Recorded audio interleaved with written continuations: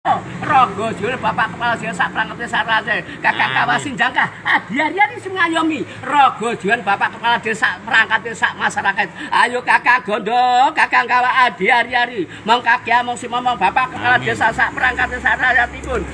ewangono nyambut gawe nami suno sumber rezeki nang dalem subhanahu wa taala Allah subhanahu wa taala mari sumber saking langit dipun ceblakon sepra malaikat sak sakabatipun sak penderipun sapunipun paringaken bapak kepala desa sak perangkatipun sak rakyatipun ingkang kathah ingkang berkah sakinah wa tarahmah pikaturan Allah Subhanahu wa taala Allah Subhanahu wa mari sumber saking bumi dipun dalaken sepra malaikat sak sakabatipun sak penderipun sapunipun ingkang berlimpah-limpah paringaken bapak kepala desa sak perangkatipun sak rakyatipun saged suwan Mekah Madinah pikaturan Allah Subhanahu wa taala sing disejo bapak kepala desa sak perangkat desa saged tetep sing dikira bapak kepala desa sak perangkat desa rakyat saged tumomo ana barang ala ngarep ana barang ala kuri ana penyakit corona kok ngarep ana penyakit corona kok ngri buak kiwa kabeh buak tengen kabeh kawitan slamet pungkasan paring ana selamat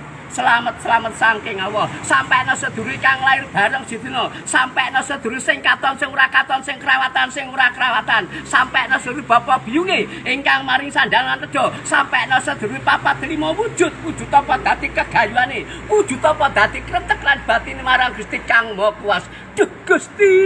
Kang Maha Suci Gusti Kang Maga Gusti Kang Maha Kuwas Bapak kepala desa perangkat desa rakyate nyenyun kang samar ing samar gaib ing gaib enggal dados bukti kasunatan ya Allah pangrindo panyun bapak kepala desa perangkat desa rakyatipun ya Allah pangrindo panyunipun bapak kepala desa sak perangkat desa rakyatipun ya Allah pangrindo panyun bapak kepala desa sak perangkat desa rakyatipun ya Allah paringi bejo panyun bapak kepala desa sak perangkat desa rakyatipun ya Allah paringi bejo panyun bapak kepala desa sak perangkat desa rakyatipun ya Allah paringi bejo panyun bapak kepala desa sak perangkat desa rakyatipun bejo saking Allah sampai kenandang susah enggal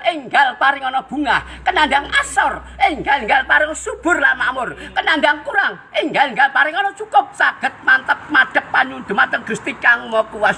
Gusti